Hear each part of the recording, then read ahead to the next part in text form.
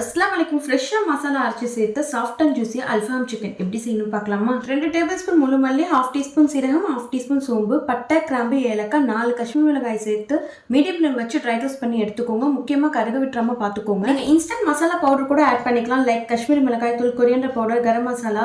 But ஃப்ரெஷ்ஷாக அரைச்சி சேர்க்கும் போது ஃப்ளேவர் யூனிக்காக இருக்கும். அடுத்து ஒரு மீடியம் சைஸ் வெங்காயம், 1 tablespoon ginger garlic paste, coriander leaves, தயிர் சேர்த்து ஃபைனாக ஆல்ரெடி அரைச்சி வச்சிருந்த மசாலா பவுடர் கூட சேர்த்துக்கோங்க.